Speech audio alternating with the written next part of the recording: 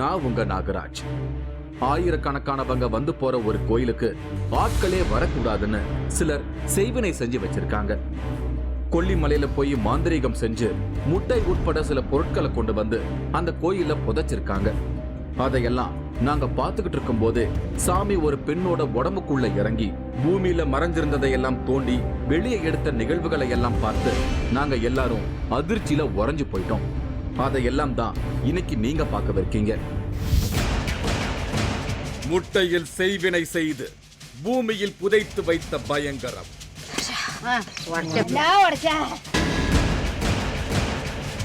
ஆயிரக்கணக்கானவர்கள் வந்து போகும் கோயிலுக்கு நடந்த விபரீதம்.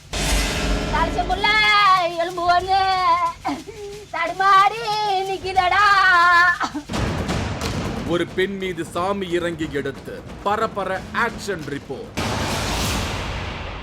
சேலம் மாவட்டம் வாழப்பாடி தாலுக் வெள்ளாளகுண்டம் கிராமத்துல இருக்க வாரடி முனியப்பன் கோயிலுக்கு தான் இன்னைக்கு நம்ம போக போறோம். பல நூற்றாண்டுகளுக்கு முன்னாடி வெள்ளாளகுண்டம் கிராமத்துல தான் முனியப்பன் இருந்திருக்காரு. ஆனா ரொம்ப உக்கிரமான தெய்வமான முனியப்பன் அவர் கேட்கிற பலிகளை கொடுக்க முடியாதனால கிராம மக்கள் எல்லாரும் ஒண்ணு சேர்ந்து தேன்கூடு மலை அடிவாரத்துல பாறைக்கடியில வச்சிருக்காங்க. அதனால அவருக்கு பாறையடி முனியப்பன் அப்படின்னு முதல்ல பேர் இருந்தது. நாளடைவுல பாறையடி முனியப்பன் வாரடி முனியப்பனா மாறி இருக்கு. இன்னைக்கு இந்த கோயிலை பத்தி தான் நம்ம பார்க்க போறோம். வாங்க. நான் இன்னைக்கு சேலம் மாவட்டம் வாழப்பாடி தாலுக்கா வெள்ளாளகுண்டம் கிராமத்தை நோக்கி டிராவல் செஞ்சுக்கிட்டு இருக்கேன். இந்த மலை அடிவாரத்துல ஒரு பவர்ஃபுல்லான முனீஸ்வரன் கோயில் இருக்கு. அங்க செய்வினை கோளாறுகளை எல்லாம் யார் மேலையாவது சாமி இறங்கி கண்டுபிடிச்சு எடுத்து சரி பண்ணி கொடுக்கறதா எனக்கு ஒரு தகவல் கிடைச்சிருக்கு. அதனால ஆயிரக்கணக்கானவங்க அந்த கோயிலுக்கு படையெடுக்கிறதா எனக்கு சொல்லி இருந்தாங்க. அதையெல்லாம் நேரடியா பார்க்கணுங்கிற ஆர்வத்தோட தான் நான் இப்போ அந்த கோயிலை தேடி போயிட்டு இருக்கேன். வெள்ளாளகுண்டம் கிராமத்தை கடந்து காட்டுப்பகுதியில மலை அடிவாரத்தை நோக்கி பாதை போனபடியே இருந்தது. மலையும் மலை சார்ந்த இடங்களையும் பார்க்கும்போது மனசு லேசானபடி உணர்ந்தேன். இது வனப்பகுதி. அதனால இங்க எல்லாம் வனத்துறையோட அனுமதி இல்லாம என்டர் ஆகவே கூடாது. அப்படி இருந்தும் இங்க காட்டுக்குள்ள மலை அடிவாரத்துல இருக்கிற சாமியை பார்க்க ஆயிரக்கணக்கானவங்க இங்க வந்து போறதா கேள்விப்பட்டுதான் நான் இங்க வந்திருக்கேன். மலை அடிவாரத்துக்கு போற வழியில சூப்பரான ஒரு ஏரிய நான் பார்த்தேன். அந்த கோயிலுக்கு போறவங்க எல்லாம் இந்த ஏரியில குளிச்சுட்டு தான் போறதா எனக்கு சொல்லி இருந்தாங்க. நான் ஒரு வழியா கோயிலுக்கு வந்து சேர்ந்தேன். இதுதான் நான் தேடி வந்த வாரடி முனியப்ப சாமி கோயில். ஆட்கள் யாருமே இல்லாம பார்க்கவே இந்த இடம் அமானுஷ்யமா இருக்கு.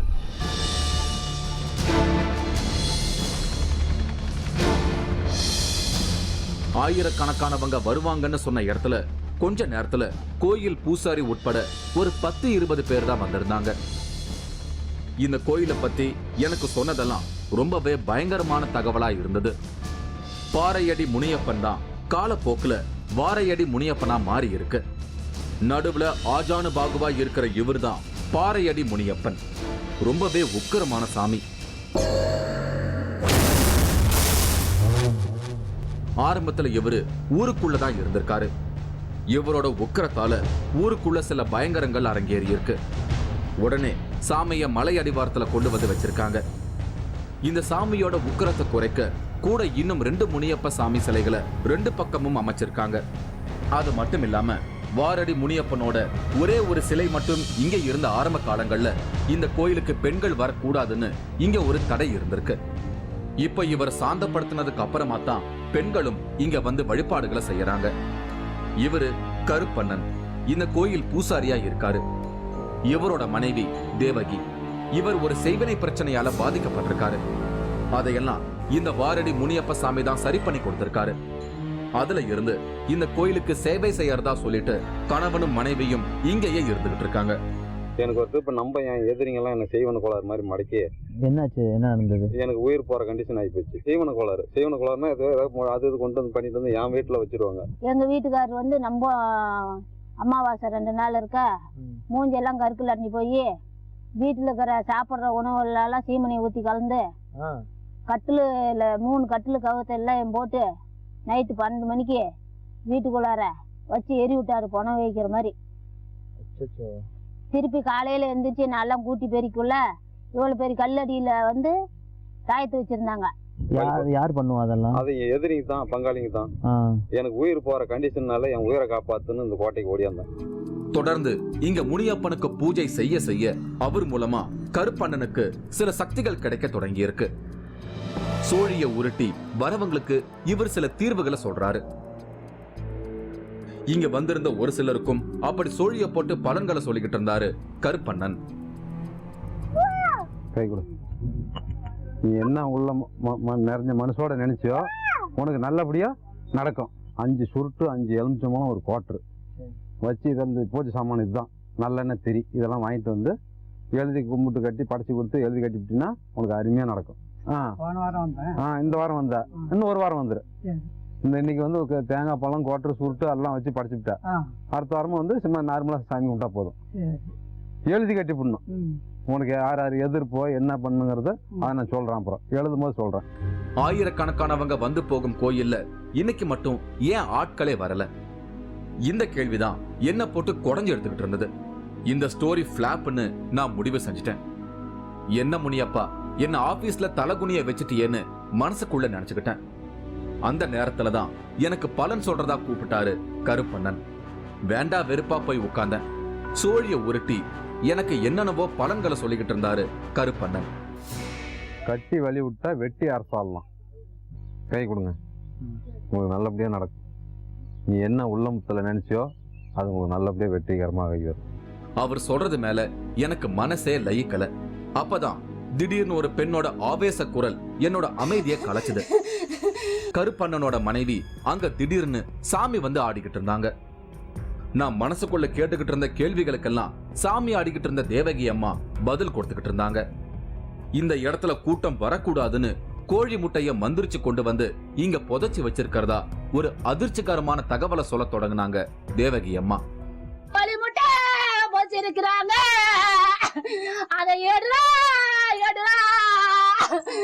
உனக்கு கூட்டாம வராது அப்பா கட்டி அப்பா வச்சிருக்கிறாங்க குழந்தையா. கேட்டுக்கிட்டு இருந்த எல்லாருக்குமே தூக்கி வாரி போட்டுச்சு. பொறாமை, எரிச்சல், கோபம், பகையினால தனி மனிதர்களுக்குள்ள மாந்திரீகம் மூலமா பிரச்சனைகளை ஏற்படுத்தி செய்வினை வைக்கிறது ரகசியமா இன்னைக்கும் பல இடங்கள்ல நடந்துட்டு தான் இருக்கு. ஆனா இப்படி ஒரு கோயிலுக்கே கூட மாந்திரீகத்தின் மூலமா செய்வினைய வைக்க முடியுமான்னு நான் ஸ்தம்பிச்சு போய் நின்னுகிட்டு இருந்தேன். அப்பதான் அடுத்த அதிரடி ஆரம்பிச்சாங்க தேவகி அம்மா. இப்ப இவங்க மேல முனியப்ப சாமி இறங்கி இருக்கு. அதனால உடனே தனக்கு ஒரு கோட்டரும் சுருட்டும் வேணும்னு கத்த ஆரம்பிச்சாங்க. எனக்கு கோட்டரும் குடுடா, சுருட்டையும் மட்டைடா. குடுடா சீக்கிரம். அது மாயமா மறைங்காட்டியோ நான் எடுத்துமே கட்டலண்டா. முனியப்பனுக்கு குவார்டர் படைக்கிறது வழக்கமான ஒண்ணுதான். அதனால தயாரா வச்சிருந்த ஒரு குவார்டர் பாட்டில டக்குன்னு கொண்டு வந்து தேவகி அம்மா கிட்ட கொடுத்தாங்க. அடுத்த நிமிஷமே அந்த குவார்டர் பாட்டில திறந்து தண்ணியை விட வேகமா அதை அப்படியே குடிச்சிட்டாங்க தேவகி அம்மா. நான் அவங்க குடிச்ச வேகத்தை பார்த்து பதறியே போயிட்டேன். இப்படி ராவா ஒரு குவார்டரை ஒரு பெண்ணால குடிக்க முடியுமா? இன்னும் நான் அதிர்ச்சியில இருந்து மீளவே இல்லை. குவார்டர் பாட்டில் மூடிய திறந்து வாசனை பார்த்தாலே மயங்கி விழும் பலருக்கு நடுவுல இந்த பெண் குவார்டர் சரக்க கடகடன்னு குடிச்சிட்டு அசால்ட்டா நின்னுகிட்டு இருக்கிறத எல்லாம் ஆதங்கத்தோட பாத்துக்கிட்டு இருந்தேன். அடுத்து சுருட்டையும் பத்த வச்சு கொடுத்தாங்க. சுருட்டை பிடிச்சபடியே செய்வினைய கண்டுபிடிக்கும் தன்னோட இன்வெஸ்டிகேஷனை தேவகி அம்மா மூலமா தொடங்கினாரு முனியப்ப சாமி.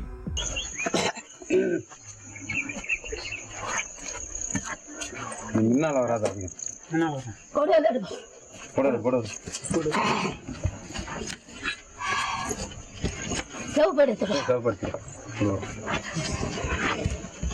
அதே குடி சொல்லுவேன்.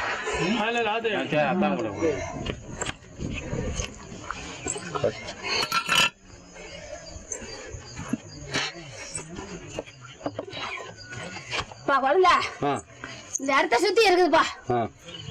சாமி சிலைக்கு எதிரிலேயே சூளங்கள் நட்டு வைக்கப்பட்டிருந்த ஒரு இடத்துல எலுமிச்சம் பழத்தை பிழிஞ்சு செய்வினை வைக்கப்பட்டிருக்கிற ஒரு இடத்தை மார்க் பண்ணாங்க. அந்த இடத்துல சூலத்தால கருப்பண்ணனும் தேவகையும் தோண்டி பார்க்க ஆரம்பிச்சாங்க.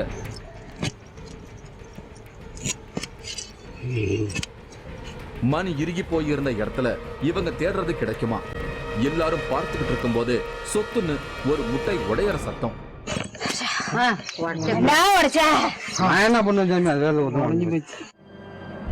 உள்ள புதைத்து வைக்கப்பட்டிருந்த ஒரு முட்டை உடைஞ்சு வெளியே வழிஞ்சது. சரியா மணி 12 மணிக்கு கரெக்டா நிறைஞ்ச 12 மணி ஒரு 5 நிமிஷம் கூட முன்ன பண்ணாதாது. நம்மளுக்கு பார்த்தாக்கா அந்த சிலங்கு சத்தம் மட்டும் தான் கேட்கும். குதிரையில போகக்குள்ள பந்தை முடிச்சுட்டு போறக்குள்ள நாமெல்லாம் குறுக்கு போனோம்னா நம்மளுக்கு தள்ளி விட்டுரும்.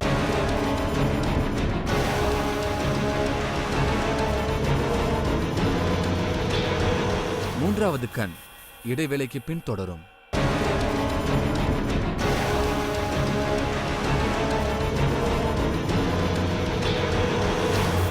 மூன்றாவது கண் தொடர்கிறது. நான் இன்னைக்கு சேலம் மாவட்டம் வாழப்பாடி தாலுகா வெள்ளாளக்குண்டம் கிராமத்துக்கு பக்கத்துல மலை அடிவாரத்துல இருக்கும் வாரடி முனியப்பசாமி கோயிலுக்கு வந்திருக்கேன்.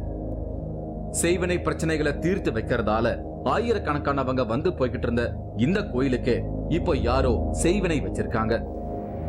அதையெல்லாம் ஒரு பெண் மேல இறங்கி முனியப்பசாமியே கண்டுபிடிச்ச த்ரில்லான விஷயங்களை தான் நான் இப்போ நேரடியா பார்த்துக்கிட்டு இருக்கேன். எனக்கு உடம்பெல்லாம் நடுங்க ஆரம்பிச்சது. இது என்னடா வில்லங்கம் பிடிச்ச இடத்துல வந்து சிக்கிட்டம் போலன்னு மனசுக்குள்ள நினைச்சுக்கிட்டேன். கோயிலுக்கே முட்டை மந்திரிச்சு புதைச்சு செய்வினை வச்சிருக்காங்களேன்னு பதற ஆரம்பிச்சேன். அடுத்து இப்ப தேவகி அம்மா இன்னொரு லொகேஷனை மார்க் பண்ணி கொடுத்தாங்க. அங்கேயும் தேடும் போது முட்டை உடைஞ்சு வினோதமான சத்தத்தோட மண்ணுக்குள்ள இருந்து பொங்க ஆரம்பிச்சது. அது முட்டைதான். நான் வெலவெலத்து போயிட்டேன். இனிதான் கிளைமேக்ஸ். சாமி சிலைக்கு முன்னாடியே இன்னொரு முட்டை புதைக்க வைக்கப்பட்டிருக்கிறதா தேவகி அம்மா இடத்த காட்டினாங்க. இருக்குதுப்பா.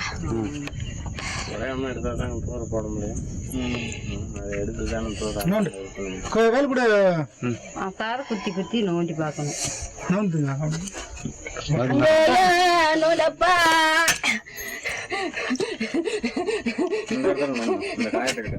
பதட்டத்தோட அந்த இடத்தை தோண்டினாங்க.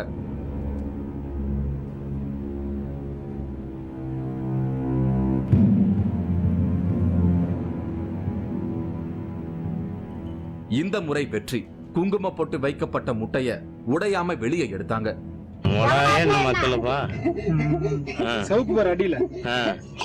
கூடவே சில மிளகாய் வத்தல்களும் இருந்தது. கண்ணுக்கு முன்னாடியே எல்லாமே நடந்துகிட்டு இருக்கு. நல்லா இறுகி போன மண்ணை தோண்டித்தான் முட்டைகளை எடுத்தாங்க. இது எதுவுமே இப்ப செட் பண்ணி எடுத்த மாதிரி சந்தேகப்படும்படியா இல்ல. ஆனா 3 இடங்கள்லயுமே முட்டை இருந்தது எப்படி? வாரடி முனியப்பன் கோயிலுக்கு ஆயிரக்கணக்கான கூட்டம் வரத பார்த்து பொறாமைப்பட்ட சிலர் கொல்லிமலைக்கு போய் மாந்திரீகம் மூலமா செய்வினை செஞ்சிருக்காங்க. அதுக்காக 3 முட்டைகளையும் இன்னும் சில தகடுகளையும் இதே பகுதியில மறைச்சு வச்சிருக்காரதா முனியப்பன் இறங்கின நிலையில தேவகி அம்மா அதிர்ச்சிகரமான தகவல்களை சொல்லிக்கிட்டே இருந்தாங்க.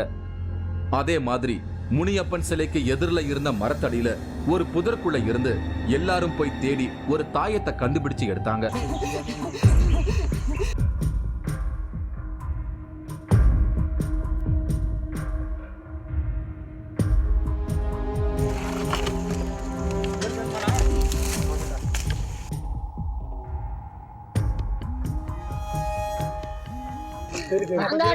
கோட்டைக்கு காட்டாரே ஒவ்வொன்னையும் கண்டுபிடிச்சு எடுக்க எடுக்க கூட்டம் பதட்டமானபடியே இருந்தாங்க. கோயிலுக்கே செய்வினை வச்சிருக்காங்களேன்னு எல்லாரும் வேதனைப்பட்டாங்க. அடுத்ததா சாமி முன்னாடி நட்டு வைக்கப்பட்டிருந்த சூலத்துல ஒரு மந்திரிச்ச தகடு கண்டுபிடிக்கப்பட்டது.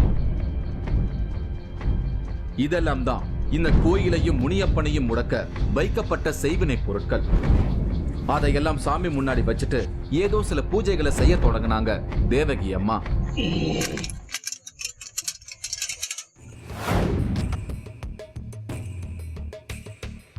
எரியிற கற்பூரத்தை வாயில போட்டு முழுங்கினாங்க. எல்லாத்தையும் வாரடி முனியப்ப சாமி முன்னாடி வச்சு அந்த மாந்திரீக சக்திகளை முறிச்சாங்க தேவகி அம்மா. அதையெல்லாம் எடுத்துட்டு போய் ஒரு இடத்துல குழி தோண்டி புதைக்க சொன்னாங்க. இந்த தாயத்தை தகுதிய எடுத்து போய் அப்ப அந்த புளிய மரத்தை அடியில அப்ப நீ குளியுமோ பெருசியோ அப்ப நீ வச்சைய முடிபுட்டு திரும்பிய பார்க்காத என் திசைக்கு ஓட்ட ஒரு நடையா ஒடியாடா குழந்தை. நாங்க எல்லாரும் போய் அதையெல்லாம் அங்கிருந்த மரத்தடியில குழி தோண்டி புதைச்சோம்.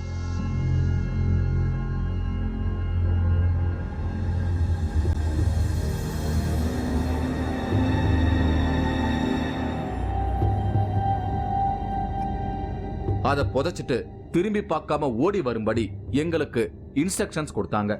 அதனால அதையெல்லாம் புதைச்சு வச்சுட்டு எல்லாரும் தலை தெறிக்க ஓடி வந்தோம்.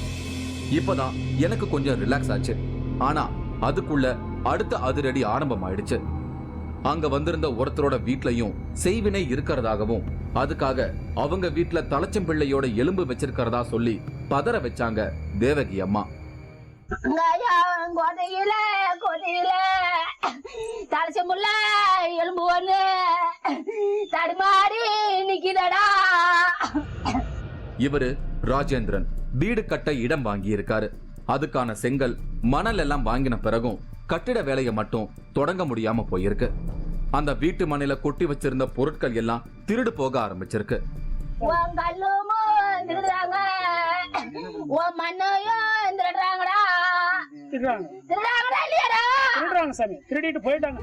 அதையெல்லாம் கரெக்டா தேவகி அம்மா விசாரிக்க சுத்தி இருந்த எல்லாருக்குமே பிரமிப்பா இருந்தது. ராஜேந்திரன் வீடு கட்ட தடையா இருக்கிறதும் செய்வினை தான். அதுக்காக தலச்சன் பிள்ளையோட எலும்புகளை இங்க வீட்டுக்குள்ள புதைச்சிருக்கிறதாகவும் அதை தான் வந்து எடுத்து தரதாகவும் சொல்லுச்சு முனியப்பன். இந்த கோயிலுக்காக மண்ணுக்குள்ள புதைச்சி வைக்கப்பட்டிருந்த மந்திரிச்ச முட்டைகளை தோண்டி எடுத்ததையெல்லாம் நேரடியா பார்த்த ராஜேந்திரனுக்கு தன்னோட இடத்துல இருக்கிற செய்வினையையும் முனியப்பன் கண்டுபிடிச்சிருவாருன்னு இப்ப ஒரு நம்பிக்கை வந்திருக்கு. நான் இந்த கோயிலுக்கு வந்த சமயத்துல எனக்கு பல அமானுஷ்யங்கள் இங்க நடக்கிறதா சொல்லி இருந்தாங்க.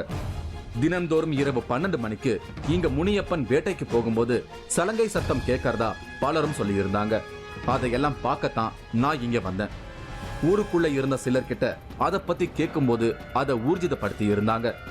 இவரு ராஜா, இதே ஊரை சேர்ந்தவர். ராத்திரியில பல முறை அப்படி சலங்கை சத்தத்தை கேட்டதா எனக்கு சொன்னாரு. ஆல்ரெடி முனியப்பன் வந்து நைட்டு 12 மணிக்கு வேட்டைக்கு போகும்போது சவுண்டு, அவரோட குதிரை சவுண்டு, சலங்கை சவுண்ட் எல்லாம் கேக்குன்னா நீங்க இப்போ சொல்லுங்க. இல்ல அந்த கோயிலினுடைய இது வந்து சரியா மணி 12 மணிக்கு கரெக்டா நிறைஞ்ச 12 மணி ஒரு 5 நிமிஷம் கூட முன்ன பண்ணாதாங்க. ஆனா அந்த 5 நிமிஷத்துல பாக்குறீங்கன்னா அந்த குதிரனுடைய வேகத்துல வரக்குள்ள ஆனா நம்மளுக்கு பார்த்தாக்கா அந்த சிலங்கு சத்தம் மட்டும் தான் கேட்கும். காலில் கட்டிட்டு ஆடுறாங்களா அந்த மாதிரி சிலங்கு சத்தம் மட்டும் தான் கேட்கும். ஆனா சிலங்கு சத்தம் கேட்கும்னா அதனுடைய வேகம் வந்து குதிரையில போகக்குள்ள பந்தம் முடிச்சுட்டு போறக்குள்ள நாமெல்லாம் குறுக்கு போனோம்னா நம்மளுக்கு தள்ளி விட்டோம். இவரு கந்தசாமி. ராத்திரி காவலுக்கு நிலத்துல படுத்திருந்த சமயங்கள்ல முனியப்பன் வேட்டைக்கு போற சத்தம் கேட்டு பல முறை இவரு விழிச்சிருக்காரு. இப்ப இந்த வெள்ளாளகுண்டம் இருக்கிற ஊர் மக்கள் எல்லாருமே வந்து சொல்றாங்க, இந்த முனி நைட்டு 12 மணிக்கு வந்து காவல் காக்கும் போது சவுண்டு கேட்கும். வந்து இப்படி சவுண்டு கேட்கும் போது போகும், ஜல்லு ஜல்லுன்னு சத்தம் வரும். வெள்ளை குதிரை மேலே ஏறி போகும்போது ஒரு பந்தம் கையில் இருக்கும். அந்த பந்தத்தில் போகும்போது பார்த்தா சிலருக்கு மட்டும்தான் தெரியும். நீங்க பார்த்துருக்கீங்களா? நான் பார்த்துருக்கிறேன். முனியப்பன் கோயில்ல இருந்து ஒவ்வொரு நாள் இரவு 12 மணிக்கும் முனியப்பன் இங்க இருந்து கிளம்பி வேட்டைக்கு போவாராம். அப்படி போகும்போது வெள்ளாளகுண்டம்ல இருக்க ஊர் மக்கள் எல்லாருக்கும் அவரோட குதிரை சவுண்டும் சலங்கை ஒலியும் கேட்குமா.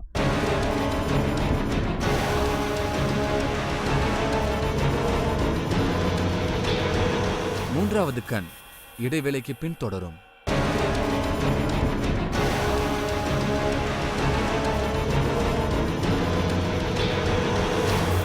மூன்றாவது கண் தொடர்கிறது. இன்னைக்கு நான் சேலம் மாவட்டம் வாழப்பாடி தாலுகா வெள்ளாளகுண்டம் கிராமத்துல மலை அடிவாரத்துல இருக்கிற வாரடி முனியப்ப சாமி கோயில இருக்கேன்.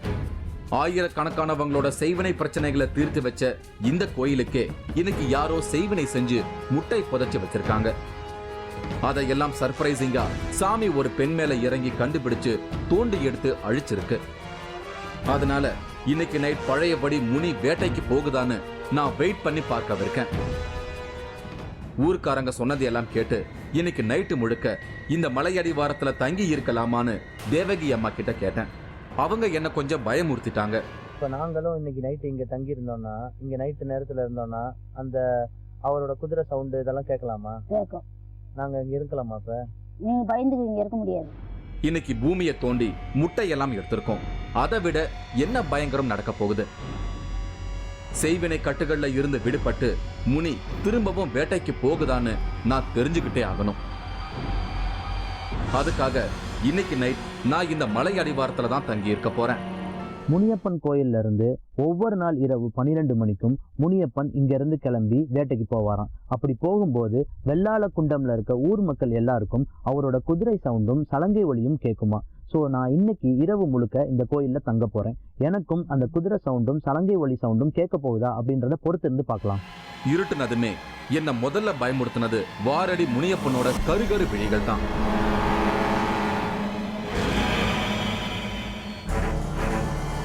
அடிக்கடி அந்த சிலையை பார்த்து பயப்பட ஆரம்பிச்சேன்.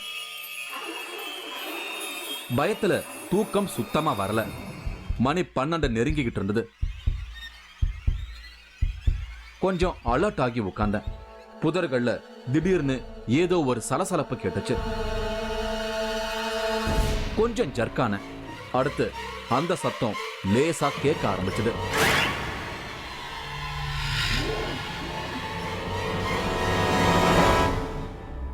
திரும்பவும் வாரடி முனியப்பன் வேட்டைய ஆரம்பிச்சுட்டாருன்னு நான் புரிஞ்சுக்கிட்டேன். வித்தியாசமான அனுபவம் கிடைச்ச திருப்தியோட அங்கிருந்து திரும்பி வந்தேன். வேற ஒரு அமானுஷ்ய அனுபவத்தோட மீண்டும் உங்களை சந்திக்கிறேன். அதுவரை உங்களிடமிருந்து விடை பெறுவது உங்கள் நாகராஜ். இந்த நிகழ்ச்சி நாளை மாலை 4:30 மணிக்கு மறு ஒளிபரப்பாகும். ஊரே சாமியாடும் ஆக்ரோஷம்.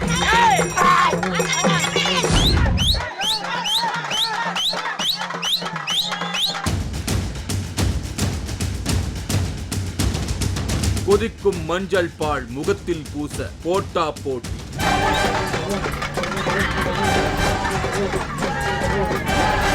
ஒரு அம்மன் கோயில் திருவிழாவில் அரங்கேறும் அமானுஷ்யங்கள்.